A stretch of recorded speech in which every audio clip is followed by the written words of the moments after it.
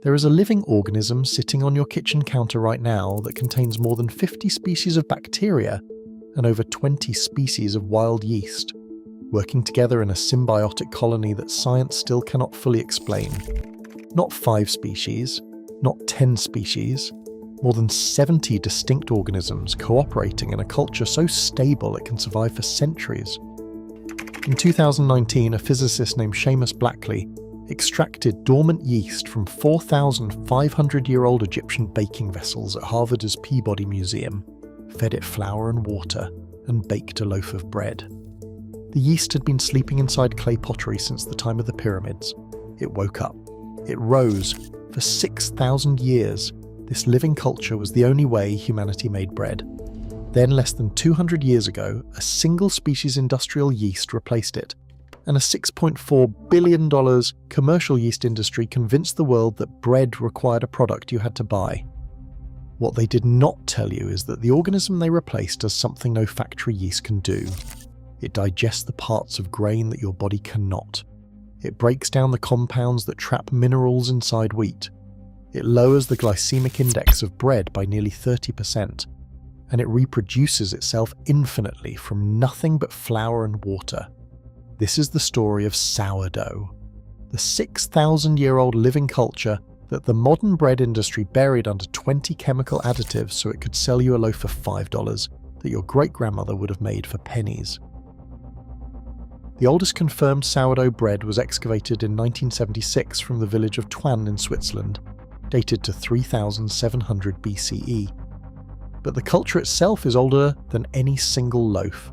In ancient Egypt, where bread making was so central to civilization that hieroglyphics contain 176 distinct words for bread, bakers discovered that dough left exposed to warm air transformed.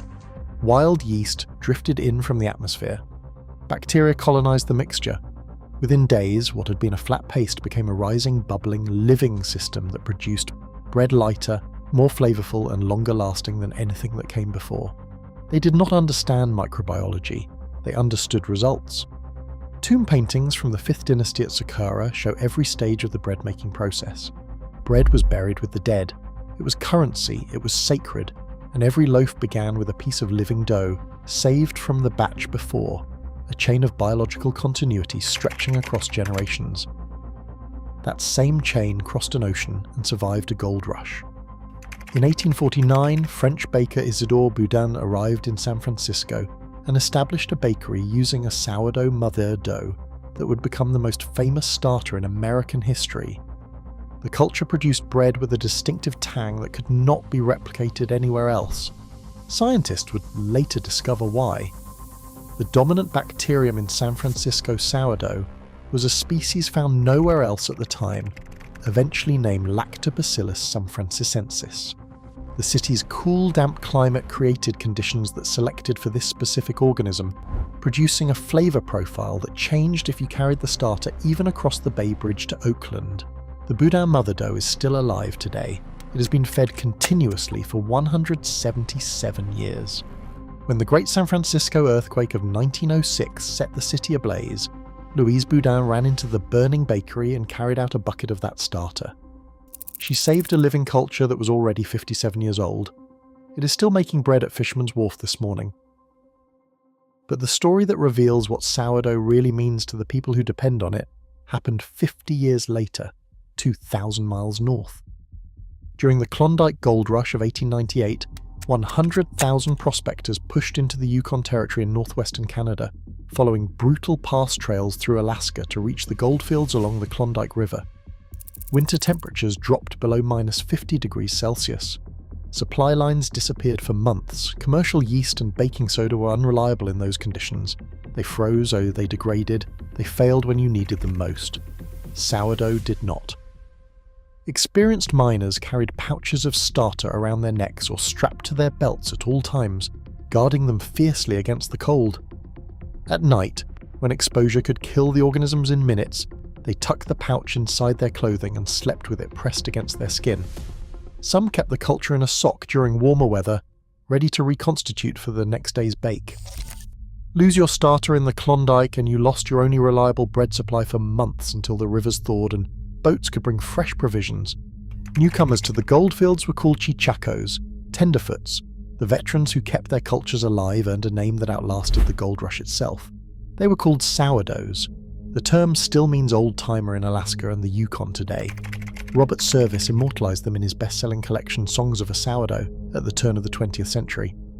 These miners understood something that modern food science would take another 100 years to prove. This culture was not just a leavening agent, it was alive. It adapted to its environment, it could not be manufactured, and it did things to grain that no commercial product could replicate. Here is what happens inside a sourdough starter at the microscopic level. When you mix flour and water and leave it at room temperature, the naturally occurring organisms on the grain and in the air begin colonizing the mixture. Within days, a process called microbial succession occurs. Competing species die off. The culture stabilizes. What emerges is a symbiotic community dominated by lactic acid bacteria and wild yeast, with the bacteria outnumbering the yeast roughly 100 to 1. The two kingdoms do not compete because they consume different sugars. The yeast species, often Saccharomyces cerevisiae, Kazakhstania exigua or Candida humilis, eat simple sugars like glucose and fructose, producing carbon dioxide that makes the bread rise. The lactic acid bacteria, dominated by species like Lactobacillus sanfranciscensis and Lactobacillus plantarum, consume maltose, a sugar the yeast cannot metabolize. In return, the bacteria produce lactic and acetic acids that create an environment the wild yeast thrives in, but that kills pathogenic organisms. The bacteria also produce antimicrobial compounds that prevent mold. This is not a recipe, it is an ecosystem. And that ecosystem does something to grain that changes its nutritional profile completely. Whole wheat contains phytic acid, a compound that binds to iron, zinc, magnesium, calcium, and copper, preventing your body from absorbing them. It is the reason nutritionists call phytic acid an antinutrient. In a study published in the Journal of Agricultural and Food Chemistry, researchers compared phytic acid levels in bread made with sourdough versus bread made with commercial yeast. Sourdough fermentation reduced phytic acid by 62%. Yeast fermentation reduced it by only 38%. With prolonged sourdough fermentation, the reduction reached 90%, compared to 40% remaining in conventional French bread. The mechanism is precise. As the lactic acid bacteria lower the pH of the dough below 5, they activate endogenous phytase enzymes in the wheat that break phytic acid apart, releasing the minerals it had locked away. A rat feeding study confirmed the results. Animals fed sourdough bread showed significantly greater absorption of magnesium, iron, zinc, and copper compared to those fed yeast bread. The sourdough group showed maximal zinc absorption. The yeast bread group merely matched the control, but it does not stop with minerals. Commercial white bread has a glycemic index between 70 and 80. Sourdough bread measures 54. The lactic acid produced during fermentation inhibits amylase, the enzyme that converts starch into glucose, slowing digestion and producing a more gradual blood sugar response. A meta-analysis compiling data from 22 clinical studies confirmed that sourdough bread produces a significantly lower glycemic response than conventional bread. The fermentation process also partially breaks down gluten proteins, which is why many people who experience digestive discomfort from commercial bread find they can tolerate sourdough without issue. 3 ingredients: flour, water, salt. That is a loaf of sourdough bread. Now read the label on a loaf of commercial white bread.